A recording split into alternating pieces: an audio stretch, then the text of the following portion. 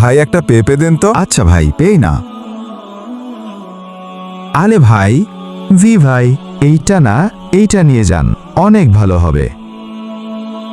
আরে খারাপ মাল বিক্রি করে ফেলো না কেন?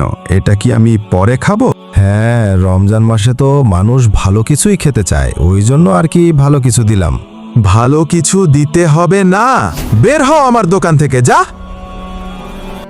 হে আল্লাহ, আমি এখন কি করব? ছেলে তো রোজা রয়েছে। এই বালুগুলা ব্যাগে করে নিয়ে যে।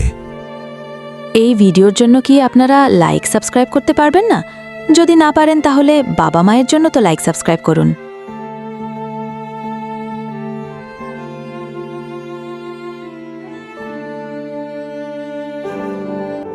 বাবা, ইফতারি কিনেছেন? হ্যাঁ বেটা, ইফতারি তো নিয়ে এসেছি।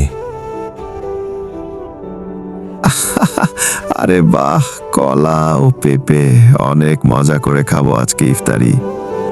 আমরা সবাই যেন সৎভাবে থাকতে পারি। আল্লাহ।